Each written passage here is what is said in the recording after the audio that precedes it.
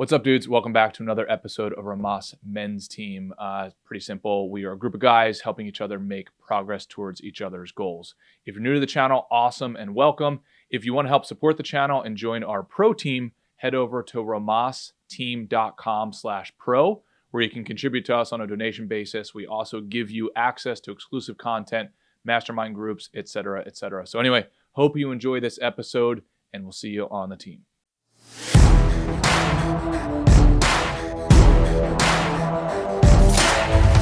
Every time I think I have this thing figured out, it fucks me up.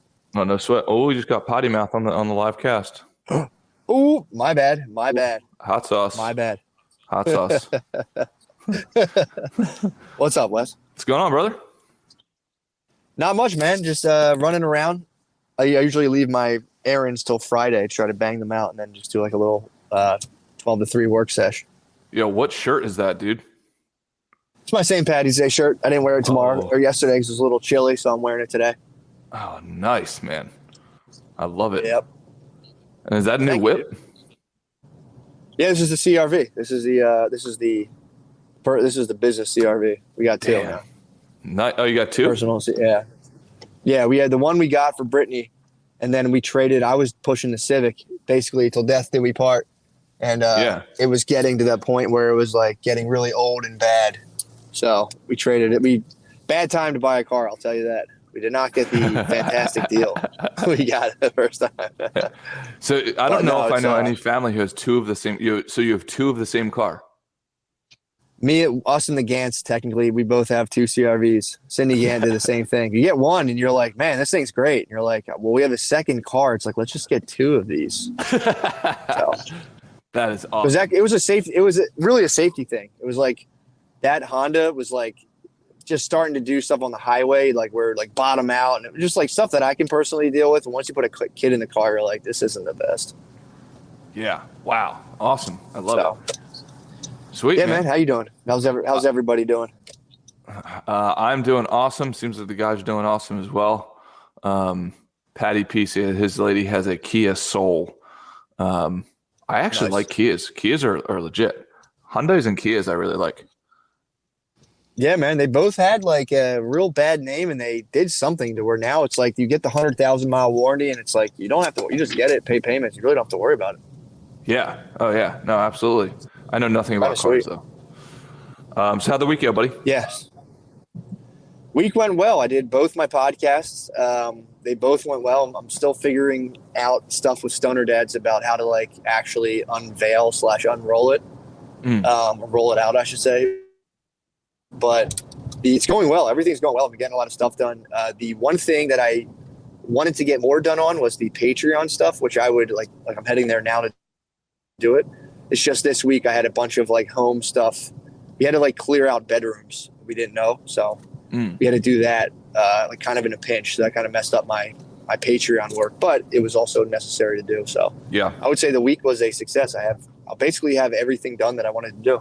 Hell yeah, man. Nice. Same on my side. Same on my side. I'm just to keep you guys updated with the progress. So like goal setting works. I don't know how else to say it. So just to give people an update. So when I first started at the company that I'm now a partner at, and I don't say that to sound like a douchebag. I just say it to sound, if anybody's on a similar track, like shit just takes a while, but then it snowballs. So when I first started the company, the firm was bringing in about 1.25 per million on average per year in new assets. So the way that we get compensated is we manage money, and then that's a good benchmark for growing a financial investment firm is measuring how much money you manage. So that was our average per year. I think the year prior to me coming in, or 2 years prior, was like about 4 million of new money. Last year alone, and the firm managed totally $50 million. So now last year alone, we brought in 44 million. So it was, 10 times the size per year of the prior year when I came in. And it was almost 100% of the size of the total amount of money that the company managed. So that's like a crazy amount of growth. Now this year, we've already brought in, I think, 20 million in the first 3 months. So But so I just tell you guys, like, goal setting works. Like I can tell you a million different ways. It just takes, oftentimes it takes longer than you expect, but then once you hit that critical mass, it tends to snowball on itself. So then after that, now it's like, but there's no resting period though. So for instance, even though we've hit those big milestones, it gets weirdly enough, it kind of gets more uncomfortable. So we're about to triple down on marketing today. So running those college classes. Lady, what are you doing? So I have a lady Meditate, Matt. killing me right now. I'm calm. I just yeah, maybe I'm driving a little slow on purpose. Yeah, that's insane. Yeah, that's nuts, man. I mean, especially the uncomfortability. That's like something people don't really plan for. Of just how much more tense and uncomfortable thing. They're like, no, I'll be relaxed. It's like, no, you won't. You'll be more tense. Yeah. Yeah, I can tell you that thing of, well, when is good enough? And that horizon keeps on moving out, at least for me and for a lot of other people, it's a real thing. Like if you would have asked me 10 years ago, oh, if you would have get to this number, can you just chill? And it's like, yeah, I would totally just chill if I get to that number. Like that's what you think. But then you get to that number or whatever that number is for you. And it's like, oh shit, well, I'm still alive. So why don't I keep on going? You know, like, and if I'm going to keep on going, then why don't I try to 2x it, 3x it, 4x it, and so on. As long as you keep it in a healthy boundary. Like it's like, I don't know, I imagine it's a lot like why LeBron James or Tom Brady keep on coming back to play more. It's because what the hell else are you going to do, right? Like, you know, you have this skill, you've been given this gift. Why would you not use it? So that's kind of where we are. And then today I'm pulling the trigger on that money. So this will be the biggest marketing spend we've ever had. And like we've talked about before, you're talking about tens of thousands of dollars. And for some people that might not be a lot, but for me, that's definitely a lot, just to feel it's like, oh shit, like each time I let go of that money, you're like, oh fuck, you know, but it's good. Yeah. It's all good. So, and it's so rewarding to live out your passion and your dream. It's I can't even describe it. So yeah, so that's what's going on. So we're operating on all cylinders, man. Damn, that's awesome. I guess the marketing seems to be working now too. Yeah. I mean, it seems to be paying off the little bits you've been doing. So yeah, that's awesome. Oh, dude, enormously paying off. So the goal is to be 10 times the size. So last time we had, now we're going to get there incrementally, but last time we had 50 people in the classes. So now the next goal, the next round is to get 150 people in the classes. So we're going to try 3x it, and then eventually 10x awesome. it. So I want to fill out stadiums. Like that's the ultimate goal. That's going to take a long time to do. But at the end of the day, sure. And at least, and definitely auditoriums at some point. We're close enough to an auditorium. So at the end of the day, it's just math. It's just math and time. Yeah. That's so what rooms are you using now? We're using a college like typical classroom, standard right? College classroom. Yeah. So the next one would be to upgrade to like the auditorium. That's probably like 150 to 300, somewhere in that category. And then we're going to try to capture video from that. So then it's, you know, you see that then it's the social proof of you're in front of an auditorium of people instead of just like, you know, tens of people. Nice. That's awesome.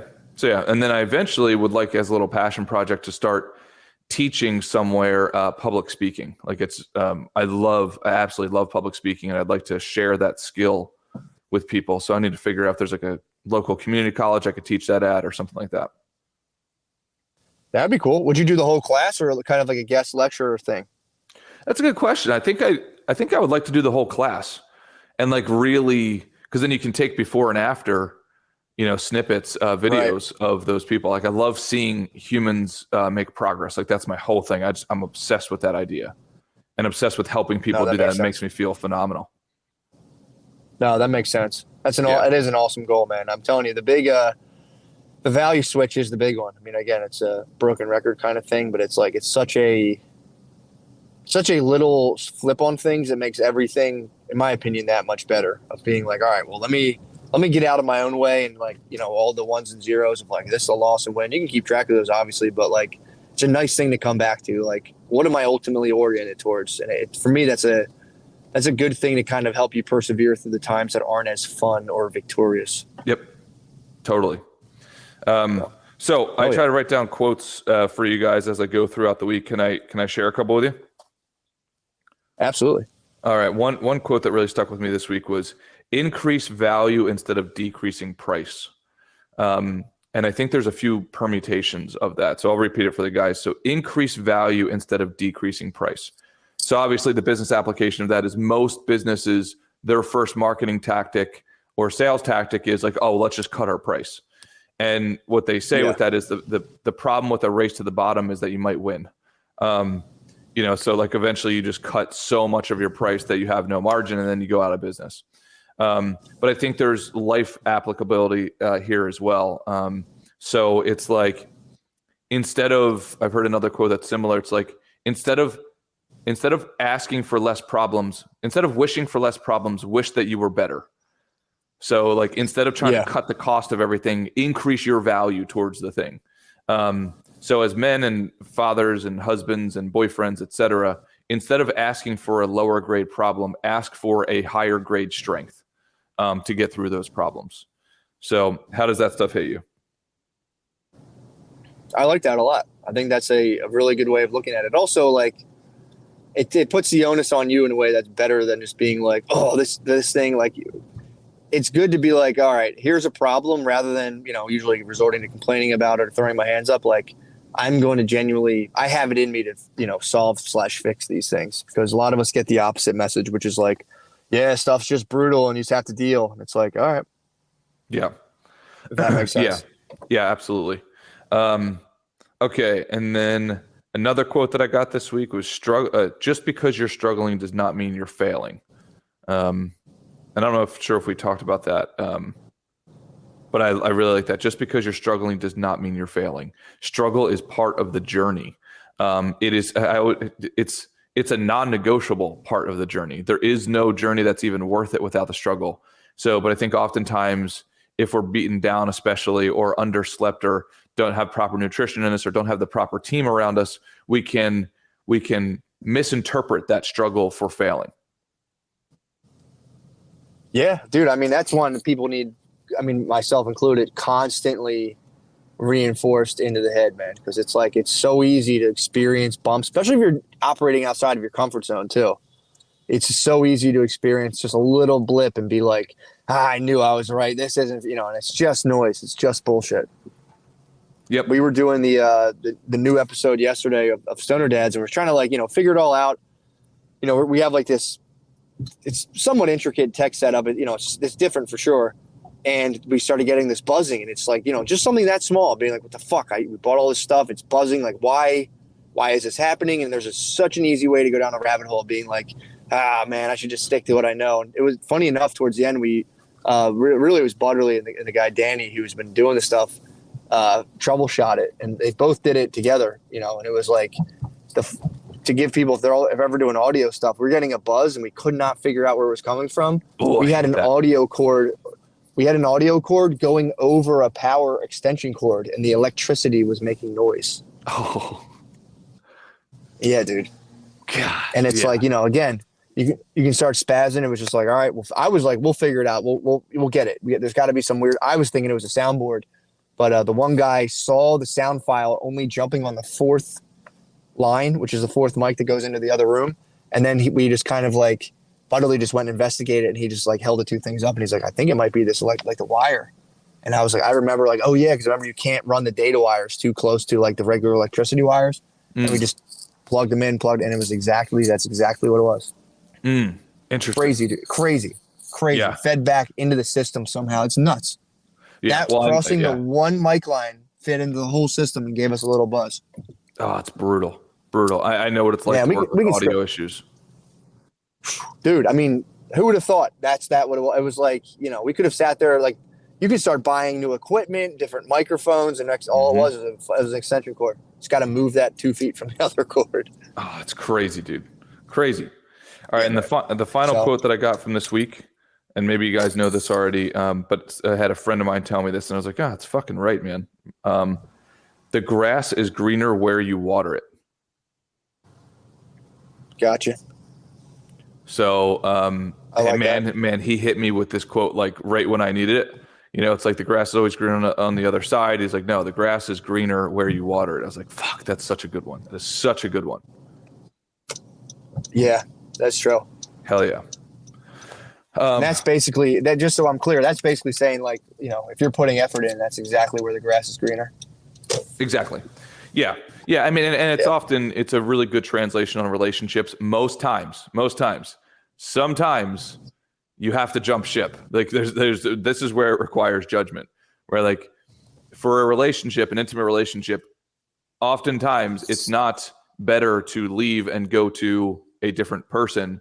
It's just maybe you're not putting the effort into the current person. So maybe you're just going to take your problems to the next person, and eventually you'll find out that you have similar problems with that person. Or with career. I've noticed there's a lot of career jumping out there with people. It's like that next job that you go to, you're bringing yourself with it. It's most likely going to have that same problem if it's a pattern of yours. Obviously, there's times to use the grass to jump ship, and there's times to use the watering the grass currently where you are. But I think probably more often than not, you should be watering the grass that you're on, not jumping over to the next lawn. Yeah, man. And there's also it's funny, that kind of runs into a thing I've been reading about now. I'm still like doing the book club stuff, and that book, All Things Shining, talks about how, and they're talking about like what separates someone from like heroic action versus like the everyday kind of bystander effect. And, it goes into, I think I mentioned it last week, of like seeing what your environment demands from you. But they were saying like essentially no matter what, because the problem is we're kind of drowned in choice. Should I do this? Should I leave this relationship? Should I leave this job? Should I not? Blah, blah, blah, blah. What he was saying it all comes down to is like, there's a question below all those questions of like, well, why would I do that? And what's making me make this decision? Why would I make this decision? And saying how like, if you don't have that, let's say, inner processing center for your decisions to say like, well, here's why I'm doing it. And, as imperfect as it may be, there's something to why you do things rather than just saying like, I don't know, let's see what's going on. We'll see what happens. Right. Just talking about that and how do you develop that little like ground floor, and really what the guy was saying, like that's essentially your identity, like that ability to kind of answer certain things in a certain way and be able to stand by them and be like, no, this is how I feel. And I'm going to stand by this rather than being like super wishy-washy, which like you're pointing to, Wes, you kind of it needs to be permeable. Obviously if you stand by it too much, obviously you're out of line with reality, but it's like, to even have that first layer to like, pull stuff through. Right. Got it. No, 100%. Now I have a personal question that I'm curious about, and maybe the guys would be interested in as well. So I'm going deeper into the study of personalities, and my personality in Myers-Briggs is called, or Keirsey temperament disorder, is called an NT, which is usually, I would say, more on the unemotional side, if not significantly on the unemotional side. And this brings sort of like conflicts into my personal, specifically intimate relationships. I guess how to say it, like, what is a normal frequency that, Matt, you have experienced of emotionality where your partner brings up emotional stuff to you? Is it weekly? Is it daily? Because I find myself often in intimate relationships saying like, oh God, come on. Like, we keep on talking about emotions. Like, didn't we just talk about emotions 3 days ago? Like what, how is something breaking this soon? Like, what, like, just handle your shit. Like, I don't know why I need to spend so much time on talking about your feelings. Right. Like, I tend to push it off and like how about you just become less sensitive, like, right. So, but I can come off as rude and dismissive. And I feel like it's maybe because I can't relate. Like, I don't know, Matt, like, I've never had negative feelings towards you, like, ever. We've been friends for, more than a decade. And I've never once said like, fucking Matt, like, I don't know. And I almost tend to have the same default with any girlfriend or any girl that I'm dating. It's like, unless she like really violates some like hardcore stuff, like cheating on me or something like that, which fortunately I've never had happen. But like, unless it's some really hardcore stuff, or she just creating so much chaos with her emotions, then it like pisses me off. But outside of that, like, I'm kind of cool. Like, I look at it as all upside. It's like, well, yeah, do I prefer if you don't do that versus this? Like, sure. But I've never found a need to bring up something on a weekly basis. Like, I don't know, like maybe dating a girl for a full year, maybe I'll have like 5 times where it's something that, quote, needs to be talked about. But I've noticed frequency is not. Yeah, there you go. So I want to know this from like a robot to a human, like a computer asking a human how the fuck this works. Because I've noticed this as a pattern in my relationships. I cannot relate to the frequency at which somebody feels something. Yeah, no, that makes perfect sense, dude. I'm a pretty, like, I would say I go back and forth, but I could say I'm pretty in tune with feeling stuff, but I can also flip a switch where I become like just numb to anything. So I can understand both sides, to be honest. But I'll say the thing that's helped me, because even as, let's say, someone who entertains that stuff, say, let's say more than you, right? Mm-hmm. Just by default, my makeup. I still run up against the same exact thing you're saying of being like, Jesus fucking Christ, just let it go. Or like really, again, like, don't you see, I totally understand that. And there's a level to, like, because what happens is, in my case, if I go, okay, well, who fucking cares? This doesn't affect anything. So just let it go and just forget about it. Mm. That's usually not received well at all, actually. And then there's, on my end, there's that expectation for, like, same thing. I'd be like, well, dude, if this was all a bunch of guys, this problem wouldn't exist. Like, there wouldn't be this big, stupid power struggle over this bullshit. But that's not received well at all. That's not received well either. So the thing I've had to do is just let, this is usually applies to women. It's like, you got to let them be women.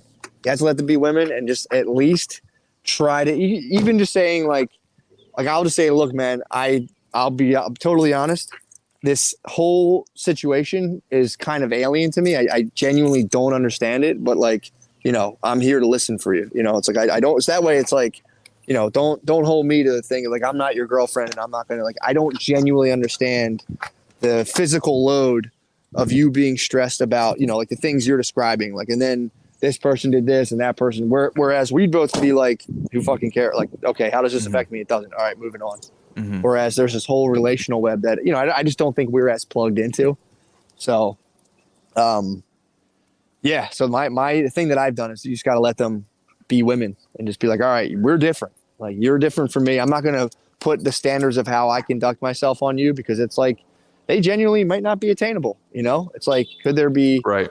There also, there could be maybe a little bit like helping a dude move more into the emotional space, whereas you can help them kind of move a little out of it. I don't know, but it's like, yeah, that's something that's helped me a lot to not be like, with everything. Like, even the shit you'd watch on TV, I'm like, well, this stuff sucks. It's just like, look, man, I'm gonna let you do you.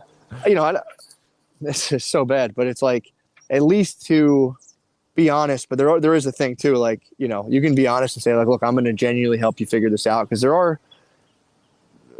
there's things, in my opinion, women just do that it's just like, I have to say, all right, well, you must just be built differently than me, and you're picking up on stuff that's just completely flying over my radar that I'm just kind of like, I don't need to do, which I think is a strength for dudes. It's like, to be able to be like, yeah, just don't even worry about that. But how much can they be emotionally bothered?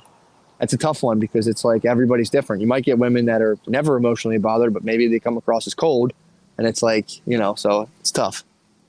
I struggle not taking personal offense to the critiques. Like, do you get tied up in that? Well, I mean, oftentimes those conversations are like that I did something. Do you know what I mean? It's like, yes. I'm trying to think. I know exactly what you're talking about. Yes, yeah. I get furious. I hate it. Yeah. I hate it. You left your plate out. I'm like, okay, I'm gonna get it. Yeah, right. What the fuck? Yeah. I've had a situation. I'll give you a real life example. This was a long time ago, and there was a girl that I was with, and I kind of woke up in the middle of the night, and I need to get a shower. This is something weird about me. As you guys probably expect this, I cannot go to bed unless I wash my feet. Like, it's something I can't do it. So I happened to fall asleep on this particular night, and I did not wash my feet. Actually, that's a lie. I need to wash up to my kneecaps. Like, I need everything from my kneecaps and below to be clean. I don't know what it is. I just feel the stuff on me. I can't do it. So anyway, Right. so I otherwise I'll wake up like every 5 seconds, every 5 minutes, right? Like, so anyway, so I woke up, I ended up getting in the shower, and I also take very long at things. I'm just a very slow person. So I go and I shower, and then I come back out, and the my girlfriend at the time was like upset, like, and I said, "What's going on?" And she had felt a sense of abandonment. Which now for me, like I was just in the shower, right? Like, so I tend to be very dismissive of things like that. But anyway, we had to have a long conversation about it. And in her defense, like, she wasn't like attacking me, but I still felt like the critique. It's like I felt like I did something wrong. So plus I got like, it was like a mixture of like anger, right? It was like, why are we even talking about this? Like, that's the first default. It's like, I was in the shower, right? I did not go out clubbing, right? Like, I went to the shower, right? Like, so my first default reaction is being dismissive. And then as we talk through it, now I feel like I did something wrong. And then I feel that, like, I literally feel that I hate messing up.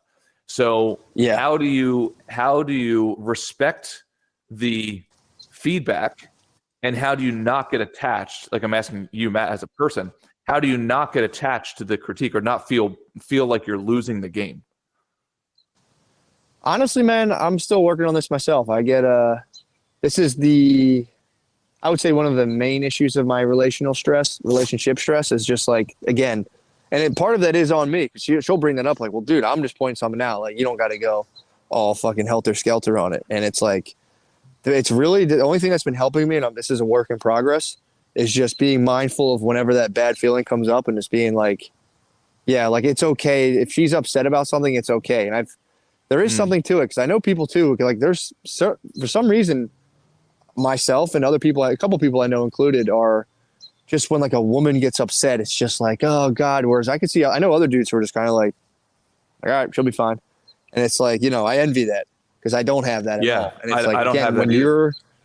I wish I did, but when you're like emotionally, the problem is like, there's a personality type that I would say I am, or whatever, or an aspect of my personality, I'll say, where like I have almost like a tether to a woman's emotional state, and women's emotional states fluctuate so much that it's like I'm like plugged into that, and I'm like, fucking stop, please, for the love of God, figure your emotional shit out, because it's hard. It's a hard thing to communicate, because then it's like, well, you're stressing me out with your stress, and they're like, what?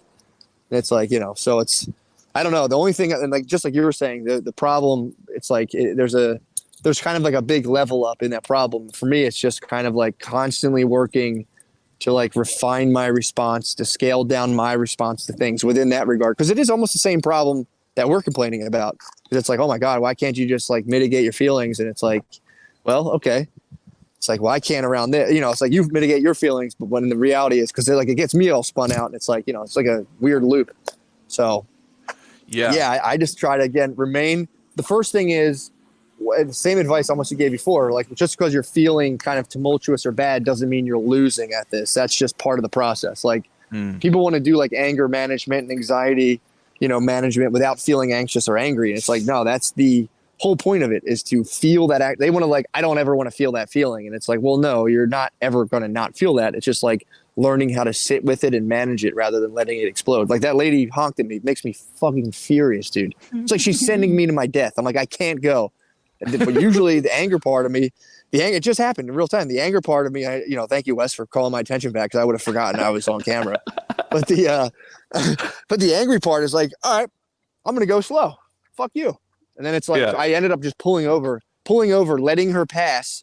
And then it was like, I need this person out of my life right now. There's nothing, I'm not fighting with her.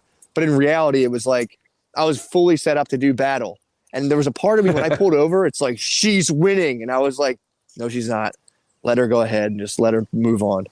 But it's like, that's just like, how do you get, it's such a silly thing, but it's so visceral and real, of like, fuck her, she shouldn't have fucking honked. And that's a similar thing in a relationship. Like, all right, like, here's what's happening. It's making me uncomfortable. I'm going to try to cool myself out. And really, you can almost start leading by example in that regard. And I think that kind of helps, rather than just being like, why can't you just control your feelings? It's killing me. Mm-hmm. Yeah, Tough. I definitely have to do some work on it. And Kaizen and Ray were saying some good things there. Ray, I'm not sure I quite understand the difference between compassion and empathy. So if you wouldn't mind clarifying, that'd be awesome. And then Kaizen, if you wouldn't mind clarifying, when you say like she's looking for your reaction, what is the proper reaction? Like, what's the amount of displaying receiving the message? What's the proper amount of receiving the message without letting it like go through your sternum and start to decay your soul? You know, does that make sense? Like, how can I receive it and letting her know that I received it, but not inject like the poison into my body, if that makes sense? Because that's what I struggle with. Like, because I've noticed that I'm pretty binary with everything. So I can, like, almost like Fran is saying right now, I could acknowledge it and like keep such an arm's distance away from the issue and that I've got like no attachment to it. It's like, okay, thank you. Like, and it very much comes out like, okay, thank you for sharing, you know? And then I like walk into the other room, you know? I feel like that's too dismissive. Here's the other snare you run into, which is very unfair. But then it becomes into, okay, I don't need a solution right now. I just need you to listen. And you go, okay, I've got this myself. All right, cool. Then I go, oh man, that sucks. I'm sorry. That's all you got to say. And it's just like, okay, so yeah, dude. I mean, I genuinely do believe, like you're saying, you don't want to feel that poison, and maybe there's a way to not, but I feel like the way to learn how to not as much is by just feeling it, knowing it's okay to feel that, and just letting that dissipate. And over time, I think it starts to dissipate quicker and quicker to the point where you eventually don't feel it at all. But like I said, a lot of everybody, including myself, look for that like shortcut slam dunk to be like, I'm going to completely immunize myself against this. And that's where I get hesitant to be like, no, that typically just leads to avoidance, to where in reality, it's like you just face it more and more, and then just stay as conscious as possible during those moments. And just communicate in real time. Be like, dude, this shit spins me out. Like when you're all whacked out like this, it spins me out personally. So the script. So I will literally need to write the scripting down to this, because I struggle with this in every single relationship. Like, what is the scripting to acknowledge the feelings and display that you're compassionate? Is it like it literally, Matt, do you say like, oh man, that really sucks, I'm sorry? And like it seems like you'd have to say that a lot during like a 30-minute banter about, whatever's going on with her. Do you just say every time, I'm sorry, that sucks, I'm sorry, that sucks? Or is there other verbiage that you're using? I just let them talk. Just let them talk as much, because usually it's not like a one, like you were saying, like it's coming, the complaint's coming in like the form of so many different things. You just let them talk. Let them say, if they're looking, you usually read their face. If they're looking for input, they'll like kind of like look at you like they're done. Usually just let them go, for as long as you can, really. And then it's just like, dude, that, even asking too, like, do you want me to come up with a problem, or do you just want me to listen to you? Or do you want me to come up with a solution? Like, do you want me to help fix this, or do you want me to just listen? And like getting that distinction off the bat usually kind of helps. So you legitimately ask for that fork in the road? Because I have the same problem. Like, I'm confused. When do you want me to tell you? Like, do you never want me to tell you how to fix something? Like, should I always? Or do you ask like right out of the gate, like, hey, it feels like you're about to complain about something right now. Is this something where you want me to fix it, or you want me to just absorb it? It's funny. I've heard Brittany ask her friends that before. Like, as they're in the heat of complaining, and she's like, do you just want me to talk to me, or do you just want me to listen to you, or do you want me to like actually like help, figure this out? Oh, really? So, yeah. And again, it's like you're dealing with someone who's like super stressed, so they can take almost anything and turn it into a personal insult and be like, what are you even talking about? So it's like, right. They're just upset and just being like, all right, okay. You just listen. And then, you can start that. There is the question then of being like, dude, I notice you're stressed a lot. It's not good for you to be constantly stressed. Maybe there's some things we can do to figure out so like everything doesn't get you spun out, because it's at this rate, you're going to have a heart attack, because it's like you're constantly overwhelmed. Yeah. And that's like a conversation you can have while they're not in the stress state. Yeah. I wonder. You know what I mean? Yeah, please. the trick seems to be, and I'm literally figuring this out as I'm talking, but like the trick seems to be they're stressed. That's not the time for like, well, here's what I think we can, like, they're not in any position to plan, strategize. They're just like, their heart's beating really fast. They're like, and everything's like, stuff's really whacked out. The trick is to get them out of that state just by really listening and being attentive. And then once they're out of it, then they're like, hey, let's have a practical conversation around this. Because usually I do the same thing where it's like, okay, fuck this. Let's figure this out right now. And it's just then it's as an argument because they're just like, no. Right. Yeah. No, that makes sense. Is there any? So I'm trying to zoom in on this because I do find that I will be sitting there and be taking the feedback. But I find myself getting angry because it's like, oh man, this is like it's insulting to me. Do you know what I mean? Yeah. What language do you use in your head so that you don't get insulted? Again, I just, like I said, I just start saying like, all right, well, this is why there's dudes and girls. And like, as a dude, part of my unspoken contract is to like somewhat contain the force that is femininity, at large in the world. You're there to you're like a Ghostbuster trap for girls. Like, all right, this is a wild force. Let me see if I can contain this. And obviously, it's tough. That's a tough thing to do. And it's not being like patronizing, but like, I really think that's a dude's responsibility. You can have girls who push back. I don't really care, but it's like, I genuinely think that's a part of a dude's responsibility in the world.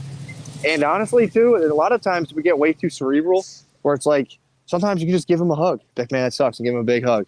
And like, dude, it cuts out all the bullshit and all the talk. You don't even have to talk about anything. Just give them a big hug and be like, man, I'm so sorry about that. And then they're feeling a little comfortable. They give it a little time. And then you start to have like, all right, let's strategize so that like, yeah, like I don't like seeing you stressed like this. Like, I know everyone's a fucking asshole, whatever. Let's figure out ways so like, I don't want to see you stressed rather than being like, you need to blah, blah, blah, blah, blah, blah. It's just taken better. Right. Okay. No, that's helpful, man. Slowing down and zooming in on those interactions are really helpful for me because that's where I definitely need to grow in relationships, like hardcore grow.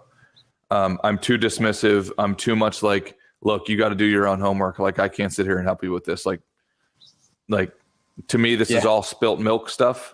So that's, but I've noticed a pattern of like it seems like every single female I've dated has had that pattern, or maybe I'm just overreacting to that pattern. That's probably more the case. Yeah, it's a sensitivity, and at that time, and I'm the same. I'm the exact same way, and it comes to the time where it's like, all right, I'm asking someone to do something that I'm technically not doing, and it's like both of you are. I'm sure this is what I always have to remind myself. The person is as sure of their thing as you are of yours. Like, they're that sure in their head. So it's like, that's something to keep in mind as well. But it's also like, all right, let's, let me figure out how to like step these down and, talk myself off the ledge. Like, I have a case open against me right now personally. So I got to have like a conversation like this pretty soon. Oh, but, do you? Dude, I'm tired of having cases open against me. That's the thing. Like, there's always cases open. I don't want fucking cases open all the time. I know. I have a case open against me right now, but I'm a fugitive currently. But yeah, it's one of those things. Man? The funniest. It's like I always. Dude, there was a Louis C.K. bit that's real. I thought it was very funny. Where he talks about newlyweds and they'd be like, my fucking wife's mad at me. He's like, all right, I'll just wait like 3 hours and she won't be. Like, you don't got to do anything. She's just mad. It's like, just wait. Yeah, it's frustrating. So that's funny, obviously, but there's a grain of truth to that where it's like, all right, temper's flared, and things, but it's like, I genuinely, in an hour from now, it'll be less flared. And it's like, let's sort this out while we're both not spazzing and, this shit like that, where it's like, not even spazzing, but just like irritated. And it's like, that's not the best. No one's getting a word in. It's just, so that seems to be, it's like, again, I feel like it's like leading by example, because I'd always be like, dude, just, easy, just do that. And then like, I didn't even think about that till you said it. I'm like, yeah, that's something that like, I'm always like, you got to control your fucking feelings around shit. But in my head, I'm like, it's because it spins me out so much when you're whacked out. And it's like, well, all right, let me try to walk that down. Yeah. Yeah. Then you have kids, dude. Kids, wait till you have a kid. It's like, that's the level of insanity that you're just kind of like, it's like, I was actually laughing about this the other day. When you have a kid, it's like you get in touch with like the deepest depths of like your love as a human being, but you also have to tap into like the iciest of the icy. Like once you have like a 2-year-old not get into a car seat and you're like, you have to be like, they're crying. It looks horrible. You have to like just hold them still and be like, I don't fucking care. You're getting in this thing. And it's like, it's just, you got to really, if you don't prepare for it, that's where like people start spazzing and screaming and saying all kinds of crazy shit. And it's like, or you can just bypass that shit by just being like, I'm going to keep myself calm. This sucks. People think I'm abusing my toddler in a car. Let me just fucking like chill. Hope like, all right, I know you're mad, but you have to sit in this thing. You know, and it's like, but keeping yourself calm is like, for me, is like the key to everything. And even just not even like perfectly doing that, but being honest with yourself when you lose the grip and being like, all right, let me get it back. That's why I like the mindfulness bell. That's constantly, it's like even just odd times during the day, you're practicing getting yourself to center. Like which is a process in and of itself. And then it's like, you're able to tap into that more quickly and easier rather than just being like, I don't know how to relax my body. Like I'm so used to all the stress, you know, so. Yeah. No, that makes complete sense. I want to do some work on it because I want to make sure I go into the next relationship more healthy. Even though even when I said, I'm like, well, like I feel like I am healthy. It's just the patterns of females, like sometimes just are so foreign to me. I can't even begin to comprehend them. But that's not the real answer. No, and that's why I'm a proponent of therapy, dude. Because it's like, you know, and I get the idea of being like, nah, I don't need that. I'm cool. I was the same way. And then there's things a stranger, specifically someone outside of your context and world, can point out that you just don't have access to. So it's one of those things where, maybe you find one that's bad, that's off, but there is this is what I discovered. In my head, I was like, bro, and I'm not saying, you know, comparing you to me, but for me personally, that was a kind of a shock when I was like, damn, my shit's so tight. I'm so good. Everything's set up so perfectly. And it can be amongst 90 different dimensions, but there can be a 1 or 2. And you go, fuck, I never thought about that. And it's like, that was, you know, that for me, I remember just being like, all right, there's something to it. Yeah, no, totally. I'm going to put this on my list of things where I need to like get through. Totally. And I think I need to double down on my meditation as well. Cause I'm noticing I'm getting like with the way the business is ramping up and like everything's like fast. Like I love it. Like it's adrenaline type of lifestyle. I'm noticing myself getting clingy to some problems because in business mode and aggression and adrenaline, like you need to like, okay, here's this problem. Let me fix it real quick. Boom, boom, let's go. But I need to start compartmentalizing that so that in my personal relationships, I can breathe through some of this stuff. So that's my next area of growth, definitely. Because I am not fucking good at all. Yeah, it is. It's just a different area. But it's like the Will Smith book I thought was so good because it shows, I don't even know if he did this intentionally, but it's like he was all go, go, go, go, go, go, go. And it was the thing that simultaneously rose him to the tippy top of Hollywood, ultimately kind of destroyed his family. And it's like, it's such a fucking horrible and sinister thing to even comprehend. It's like, Jesus Christ. What was the thing that what? So he was all like, you know, go, go, go, work. I got to do this. And like that winning attitude, it like ended up with him. You know, it's kind of funny him being like, I'm playing my kids in Monopoly and whooping their ass and being like, you know, it just like ruined his marriage. And obviously there was, you know, Jada Pinkett did some bullshit. She did him kind of dirty. Not gonna lie. Did she? But I think so. I mean, you know, they did like an open relationship and all that, but she like had him on a thing to be like, you know, I was with other men public. It was like, you don't need to do that. But I'm getting off topic. But the whole thing was like, dude, I just vomited part inside of the biggest my body. Bro, it was tough, man. What you did to Will, that was not a nice thing. Nice ladies don't do that to you. But you know, what I took from it was like, you know, that like he was doing a good thing in like on any metric of any of the millions of metrics. They would say, yeah, you're a global celebrity, you're this and that. But like that attitude, unchecked by anything else, led to, you know, the destruction. So in so many words, I'm not gonna say like the total destruction, but like his kids fucking hated him, and his wife was like he now, I would say, maybe hopefully he feels better now, but like, dude, imagine doing all that and then feeling like, you know, as bad as a person can feel, having your kids be like, I fucking hate you, and your wife leave you. It's like, that's, you can do whatever you want. Those things are, you know, you can have whatever you want, but if you don't get those things down, it's like your whole life can become a hell no matter what. Right. Wow. All right, man. Well, that's a therapy session.